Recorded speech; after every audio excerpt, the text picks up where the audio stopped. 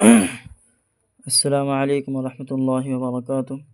الحمد للہ رب العالمین والصلاة والسلام علی سید الانبیاء والمرسلین وعلی آلہ واصحابہ اجمعین، اما بعد۔ اللہم صل علی سیدنا مولانا محمد مبارک وسلم، اللہم صل علی سیدنا مولانا محمد مبارک وسلم، اللہم صل علی سیدنا مولانا محمد مبارک وسلم۔ فاعوذ باللہ من الشیطان الرجیم، بسم اللہ الرحمن الرحیم۔ وَإِذْ قَالَ إِبْرَاهِيمُ رَبِّ اجْعَلْ هَذَا الْبَلَدَ آمِنًا وَاجْنُبْنِي وَبَنِيَّ أَن نَّعْبُدَ الْأَصْنَامَ۔ وہ وقت یاد کیے جانے کے لائق ہے جب ابراہیم نے کہا، اے میرے پروردگار، اس شہر کو امن کی جگہ بنا دیجیے اور مجھ کو اور میری اولاد کو بت پرستی سے بچائے رکھیے۔ سورہ ابراہیم چل رہی ہے، آیت نمبر 35 پڑھی گئی۔ اس آیت کا خلاصہ یہ ہے کہ جس وقت حضرت ابراہیم علیہ السلام اللہ کے گھر کعبہ کو بنا رہے تھے، تعمیر کر رہے تھے،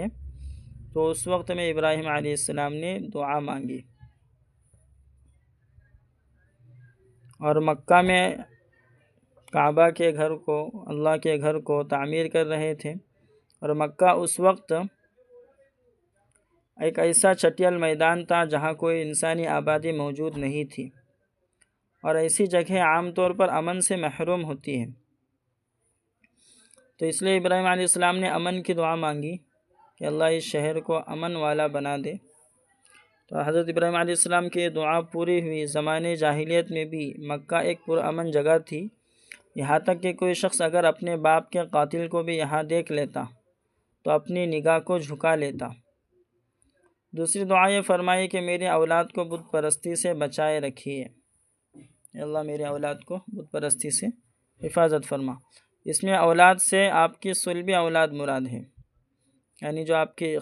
خاندانی اولاد، جیسے حضرت ابراہیم علیہ السلام کے 8 بیٹے تھے، اور یہ سب کے سب توحید پر قائم رہے، کوئی بت پرستی کا ارتکاب کسی نے نہیں کیا۔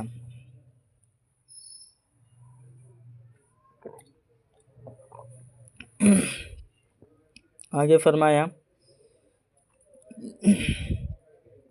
رب انہن اضللن کثیرا من الناس فما تبعنی فانہ منی ومن عصانی فانک غفور رحیم۔ اے میرے پروردگار، ان بتوں نے بہت سے لوگوں کو گمراہ کیا ہے، تو جو میری پیروی کرے وہی میرا ہے، اور جس نے میری بات نہیں مانی تو یقیناً آپ بہت معاف کرنے والے اور بڑے ہی مہربان ہیں۔ اس سے حضرت ابراہیم علیہ السلام کی شفقت بھی معلوم ہوتی ہے کہ آپ نے گنہگاروں کے لیے بے اشارتاً اللہ تعالیٰ سے معافی کی گزارش کی۔ اسی طرح آپ نے یہ نہیں کہا کہ جو میری بات نہ مانے وہ جہنمی ہے، بلکہ کہا کہ آپ معاف کرنے والے ہیں، جو میری بات مانے تو وہ میرا ہے، یعنی میرے مذہب پر چلنے والا ہے، اور جو ابراہیم علیہ السلام جو کہہ رہے ہیں، اور جو میری نافرمانی کرے وہ جہنمی ہے، ایسا نہیں فرمایا ابراہیم علیہ السلام نے، بلکہ کہا کہ اللہ آپ معاف کرنے والے اور مہربان ہیں۔ تو معلوم ہوا کہ جب تک کسی کی موت کفر پر نہ ہو جائے، ہمیں حق نہیں ہے کہ اس کے جہنمی ہونے کا فیصلہ کر دے۔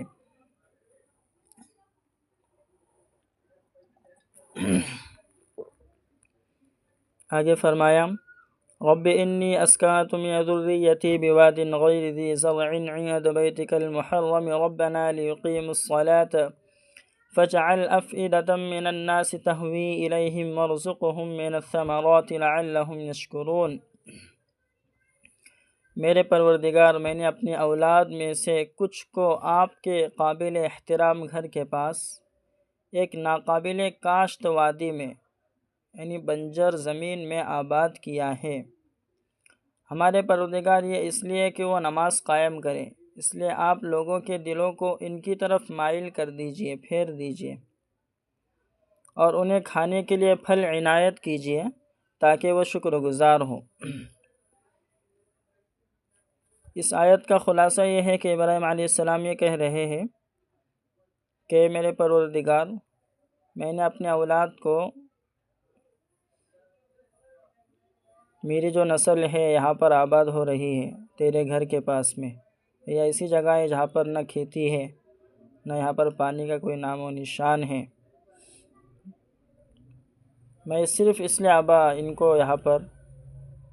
آباد کر رہا ہوں اور یہاں سے میں کہیں اچھی جگہ نہیں لے کر جا رہا ہوں تاکہ جو ہے نماز کو قائم کریں، اور میرا مقصد یہ ہے کہ یہ اللہ کے گھر کی عبادت کرے، اللہ کے گھر کی خدمت کرے اور اس کی دیکھ بھال کرے، اس لیے لوگوں کی توجہ کو ان کی طرف مائل کر دیجیے اور ان کو اے اللہ بہت سارے پھلوں میں سے روزی نصیب فرمائیے تاکہ شکر گزار بندے بنے۔ حضرت ابراہیم علیہ السلام کی اس دعا سے معلوم ہوا کہ مسلمانوں کو مسجد اور دینی مدارس کے قریب آباد ہونا چاہیے تاکہ دین سے ان کا رشتہ مضبوط جمع رہے۔ یہ بھی معلوم ہوا کہ دنیاوی ضرورتوں کی دعا کرنا تقوی اور توکل کے خلاف نہیں ہے۔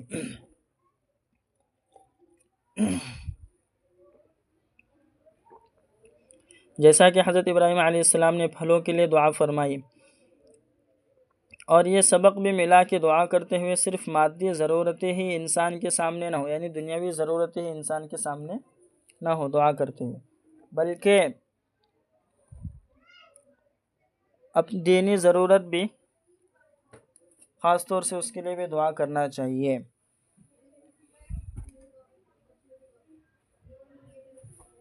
چنانچہ حضرت ابراہیم علیہ السلام نے پہلے ان کے لیے نماز کی دعا کی، بلکہ ان دونوں سے پہلے یہ دعا کی کہ لوگوں میں کعبۃ اللہ کی عظمت پیدا ہو، کیونکہ جب اللہ کے گھر کی عظمت پیدا ہو گئی تو جو یہاں رہنے والے ہیں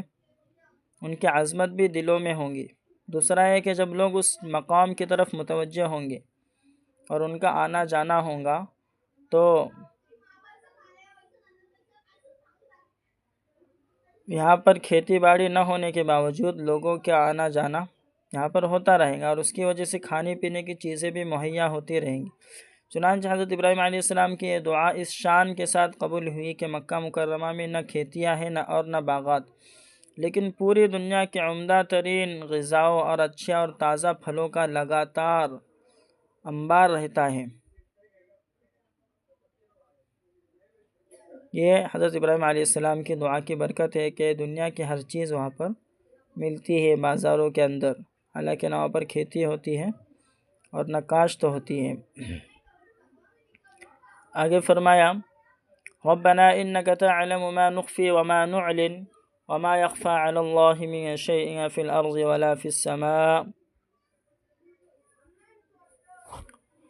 اے ہمارے پروردگار، ہم خواہ چھپائے یا ظاہر کریں آپ سب جانتے ہیں، اور اللہ پر زمین و آسمان کی کوئی چیز چھپی نہیں رہ سکتی۔ الحمد للہ الذی وہب لی علی الکبر اسماعیل و اسحاق ان ربی لسمیع الدعاء۔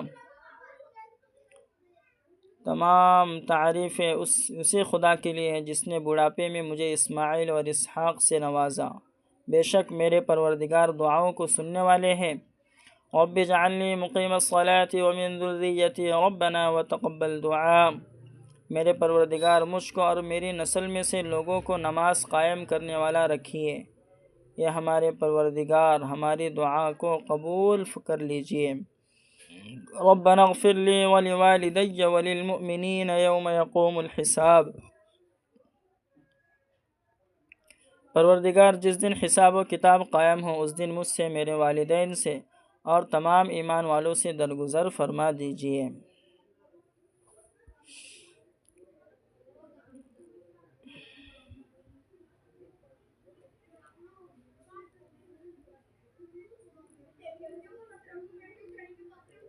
حضرت ابراہیم علیہ السلام کے ابا جان آزر،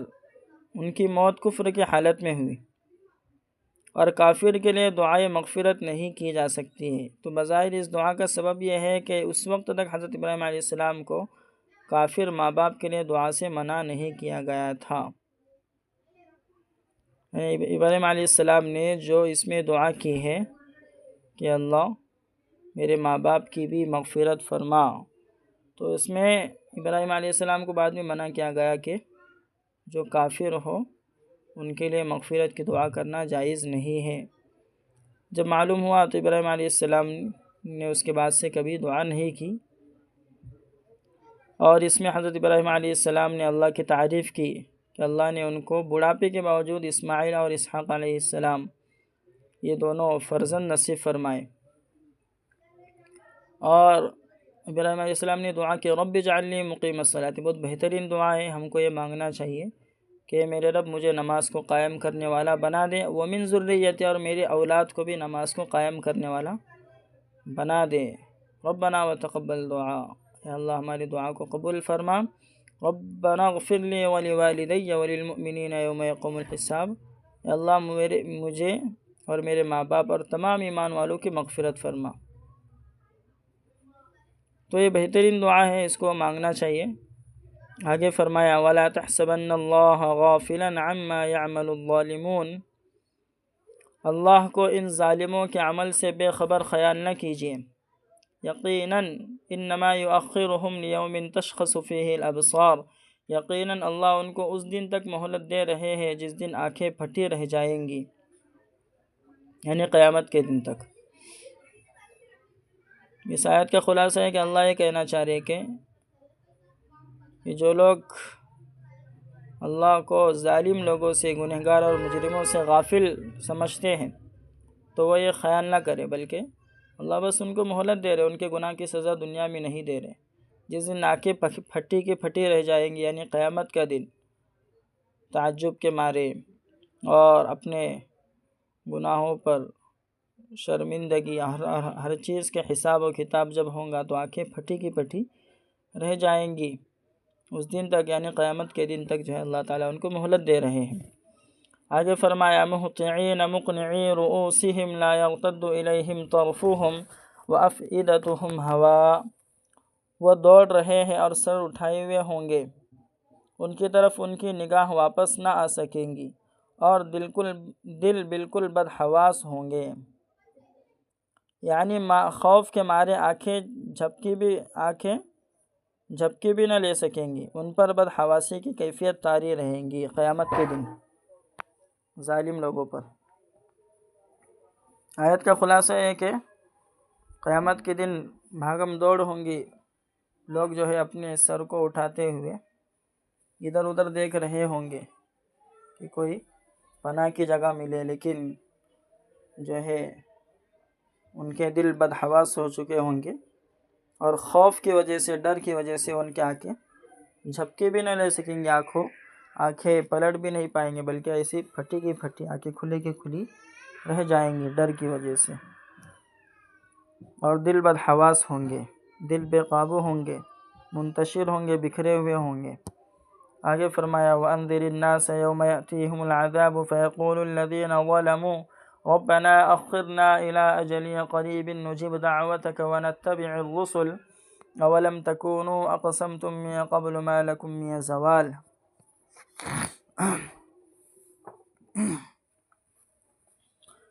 نیز آپ لوگوں کو اس دن سے ڈرائیے جس دن ان پر عذاب آئے گا۔ جن لوگوں نے زیادتی کی تھی وہ کہیں گے اے ہمارے پروردگار، ہمیں تھوڑی سی مدت کے لیے مہلت دیجیے، ہم آپ کی دعوت قبول کریں گے اور رسولوں کی پیروی کریں گے۔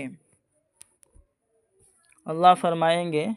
کیا تم نے پہلے قسمیں نہیں کھائی تھی کہ تمہیں دنیا سے کہیں اور جانا ہی نہیں ہے؟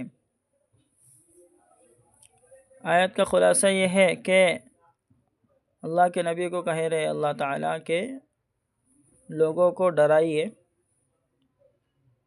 قیامت کے دن سے، آخرت کے دن سے، کہ جس دن ان کے پاس عذاب آئے گا تو ظالم کہیں گے کہ اللہ عذاب کو دیکھ کر اللہ تھوڑی مدت کی اور مہلت دے دے، ہم کیا کریں گے، تیرے رسول کی بات بھی مانیں گے اور ان پر ایمان بھی لائیں گے۔ تو اللہ ان سے کہیں گے کیا تم نے پہلے یہ بات کی قسمیں نہیں کھائی تھی کہ تمہیں دنیا سے کہیں اور جانا ہی نہیں ہے، یعنی تم یہ سمجھتے تھے کہ دنیا کے اندر ہی تمہیں رہنا ہے اور کہیں جانا ہی نہیں ہے، کیا تم نے اس بات کی قسمیں نہیں کھائی تھی؟ جب تم کو واپس دنیا میں بھیجیں گے تو تم واپس یہی چیزیں کرو گے، چونکہ اس وقت میں مہلت نہیں دی جائیں گی، اس لیے اللہ فرما رہے وسکنتم فی مساکن الذین ظلموا انفسهم وتبین لکم کیف فعلنا بهم وضربنا لکم الامثال۔ حالانکہ تم انہی لوگوں کی بستیوں میں آباد تھے جنہوں نے اپنے آپ پر ظلم کیا تھا، اور تم پر یہ بات واضح ہو چکی تھی کہ ہم نے ان کے ساتھ کیسا سلوک کیا تھا، اور ہم نے تم سے مثالیں بھی بیان کی تھی۔ یعنی اللہ کہہ رہے ہیں کہ تم دنیا میں آنے کے لیے کہہ رہے ہو، حالانکہ جس وقت تم دنیا میں تھے ایسے لوگوں کی بستیوں میں تھے کہ جن بستیوں والوں کو عذاب ملا تھا اللہ کی جانب سے، ایسی بستی میں تھے۔ قوم عاد، قوم سمود، قوم لوط، ایسی بستیوں میں تم آباد تھے، ظالم لوگ، اور تم کو معلوم ہو گیا تھا کہ اللہ نے ان کے ساتھ کیسا سلوک کیا تھا، لیکن پھر بھی تم نے کیا کیا؟ اس سے عبرت نہیں لی، نصیحت نہیں لی، اور پھر اب جو ہے ہم مجھ سے مہلت مانگ رہے ہو دنیا میں آنے کی، اور ایمان نیک عمل کریں گے، اس طریقے سے باتیں کر رہے ہو۔ پھر اللہ فرمائیں گے، اللہ فرما رہے وَقَدْ مَكَرُوا مَكْرَهُمْ وَعِنْدَ اللَّهِ مَكْرُهُمْ، ان لوگوں نے اپنی چال بازیاں کر لی اور ان کی چالیں اللہ کے سامنے ہی تھی۔ وَإِنْ كَانَ مَكْرُهُمْ لِتَزُولَ مِنْهُ الْجِبَالِ، واقعی ان کی چال ایسی تھی کہ ان سے پہاڑ بھی ٹل جائے۔ فَلَا تَحْسَبَنَّ اللَّهَ مُخْلِفَ وَعْدِهِ رُسُلَهُ، تم ہرگز یہ خیال نہ کرو کہ اللہ اپنے رسولوں سے وعدہ خلافی کریں گے۔ ان اللہ عزیز ذو انتقام، بے شک اللہ غالب اور بدلہ لینے والے ہیں۔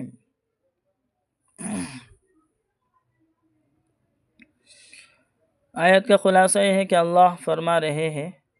کہ ان لوگوں نے دنیا کے اندر اللہ کے خلاف، دین اسلام کے خلاف سازشیں کی، چالیں کی، حالانکہ اللہ کو ان کی چالیں معلوم تھی، اور لیکن ان کی چالیں، سازشیں اتنے خطرناک تھی کہ پہاڑ بھی اس سے ٹل سکتے تھے،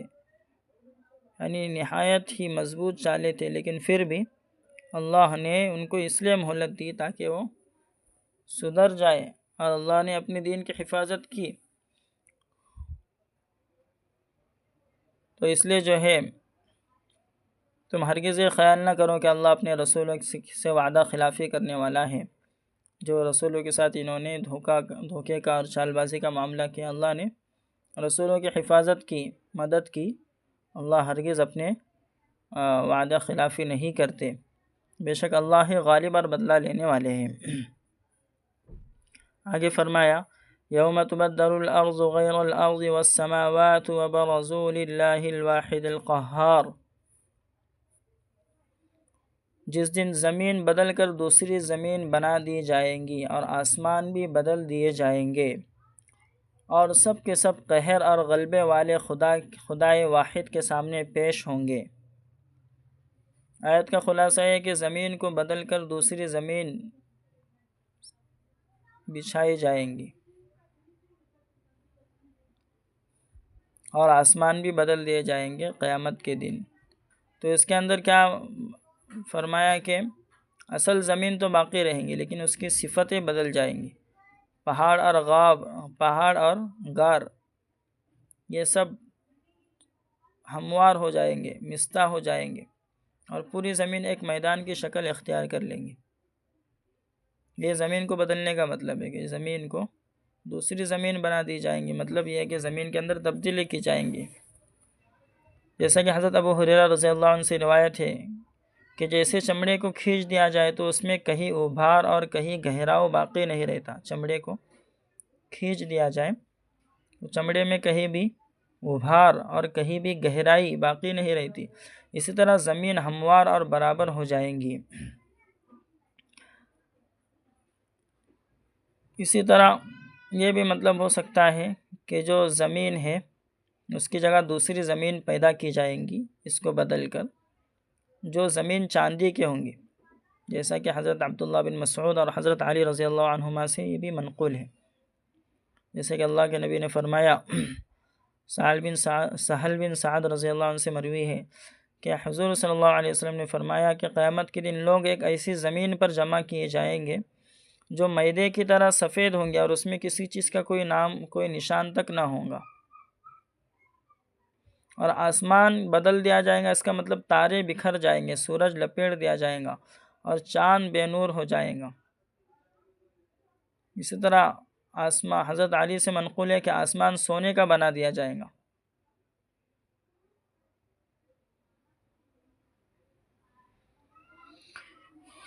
تو قیامت کے اندر 2 مرحلے ہوں گے، 2 اسٹیپ ہوں گے۔ پہلے اسٹیپ میں زمین کی صفت تبدیل ہوں گی اور زمین کو برابر کر دیا جائے گا، اور دوسرے مرحلے میں، دوسرے اسٹیپ میں اصل زمین ہی تبدیل کر دی جائیں گی۔ تو یہ اس آیت کا مفہوم اور خلاصہ آپ کے سامنے رکھا گیا۔ آگے فرمایا وَتَرَى الْمُجْرِمِينَ يَوْمَئِذٍ مُقَرَّنِينَ فِي الْأَصْفَادِ، اس دن آپ مجرموں کو دیکھیں گے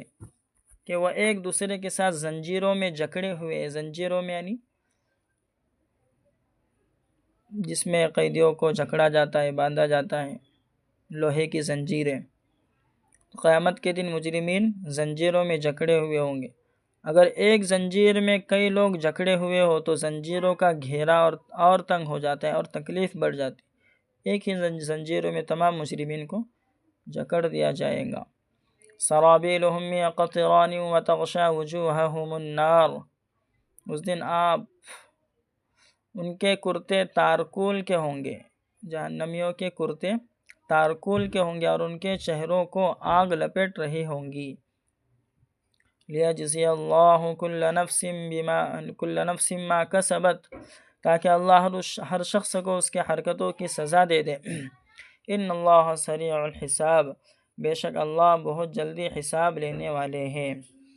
هذا بلاغ للناس ولينذروا به وليعلموا انما هو الہ واحد وليذکر اولو الالباب، یہ لوگوں کے لیے ایک اعلان ہے اور اس لیے کہ اس کے ذریعے لوگوں کو ڈرایا جائے اور تاکہ معلوم ہو جائے کہ یقیناً ایک ہی خدا ہے، نیز اس لیے کہ سمجھدار لوگ نصیحت حاصل کرے۔ یعنی آیت کا خلاصہ یہ ہے کہ قیامت کے دن جہنمیوں کو جو کرتے پہنائے جائیں گے تارکول کے ہوں گے، جو نہایت ہی گرم ہوتا ہے تارکول، اور ان کے چہروں کو آگ جھلس رہی ہوں گی۔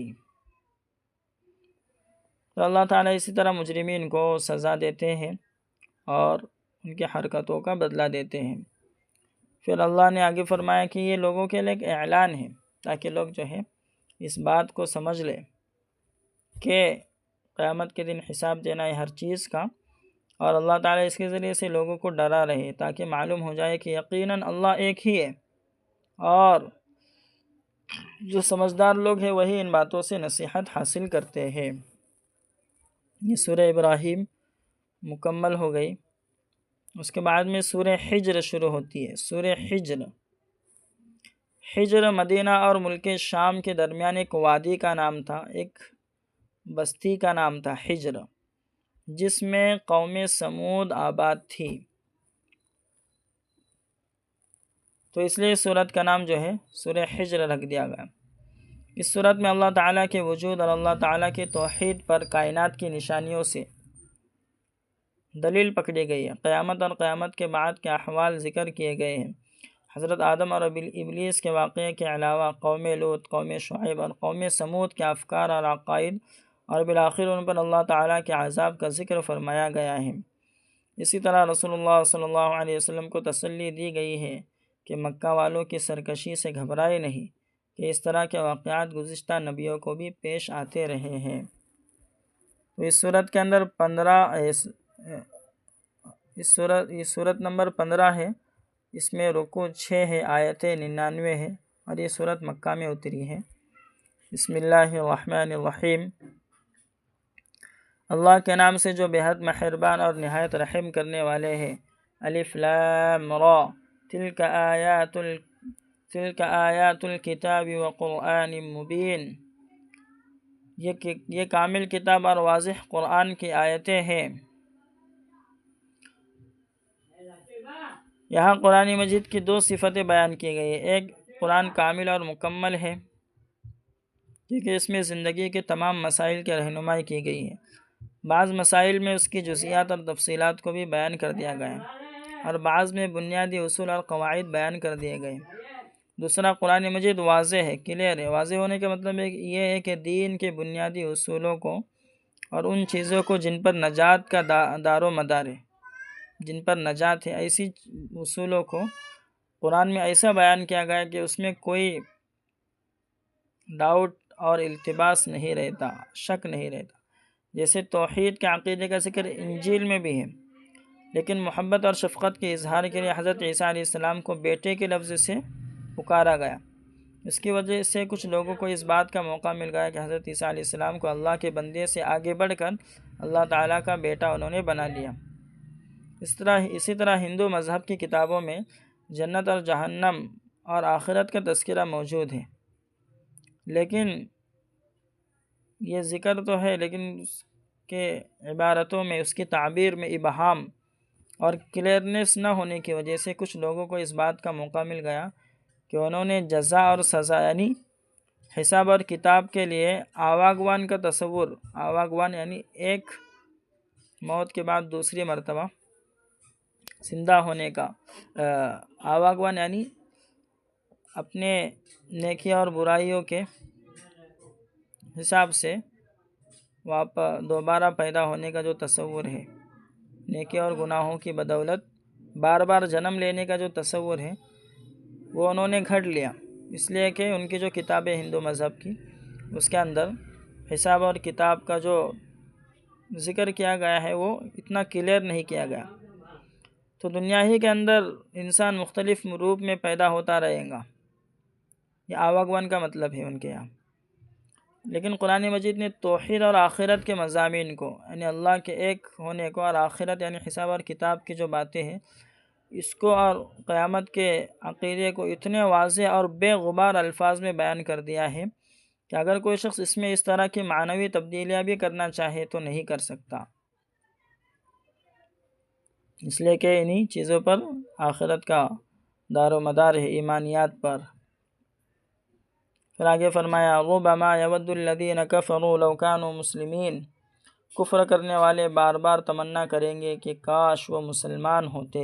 یعنی قیامت کے دن۔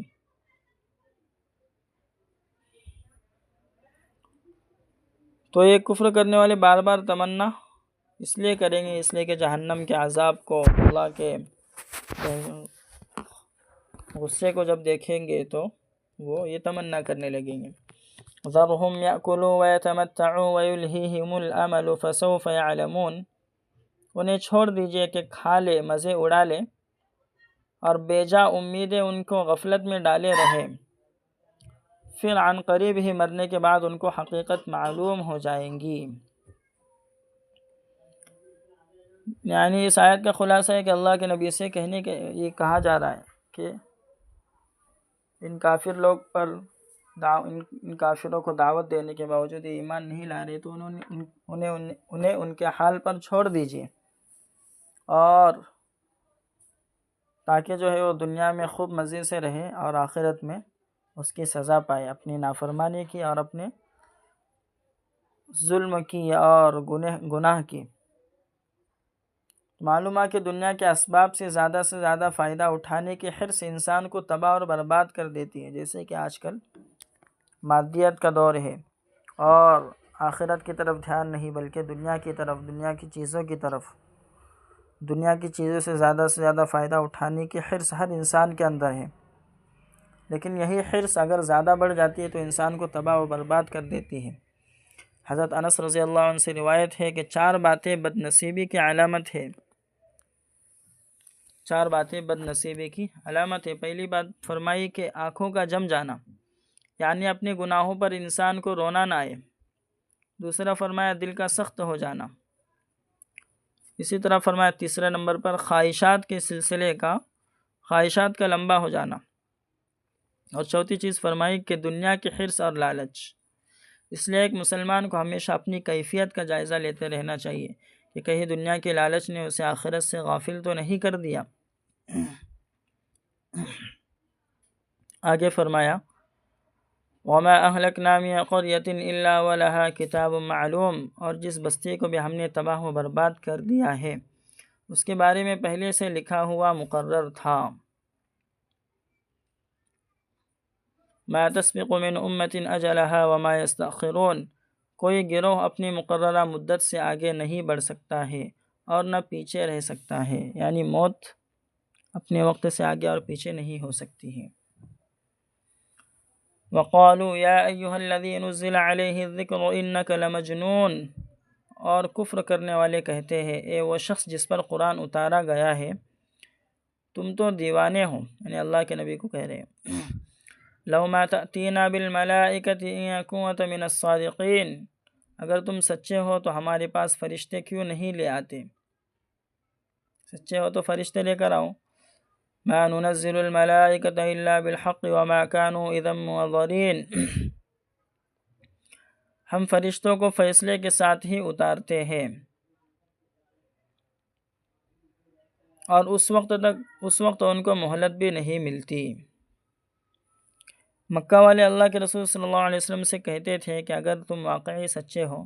تو اپنے سچ ثابت کرنے کے لیے فرشتے کیوں نہیں لے آتے؟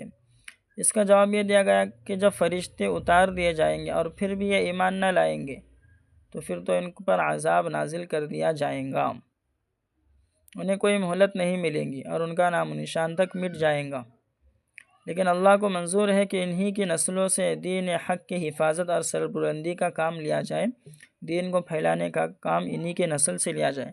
اس لیے اللہ نے جو ہے ان کے مطالبے کو بھی پورا نہیں کیا اور ان کو بھی باقی رکھا، مہلت دی تاکہ ان کے نسل سے دین کا کام لیا جائے۔ آگے فرمایا انا نحن نزلنا الذکر وانا له لحافظون، ہم ہی نے قرآن اتارا ہے اور یقیناً ہم خود اس کی حفاظت کرنے والے ہیں، قرآن کی۔ یہ بہت بہترین آیت ہے کہ اللہ نے قرآن کو اتارا، اللہ ہی اس کی حفاظت کرنے والے ہیں۔ گزشتہ آسمانی کتابوں کی حفاظت کی ذمہ داری خود ان کے امتوں کو سپرد کر دی گئی تھی کہ وہ اپنے آسمانی کتابوں کی حفاظت کریں، مگر وہ لوگ اس کی حفاظت نہیں کر پائے۔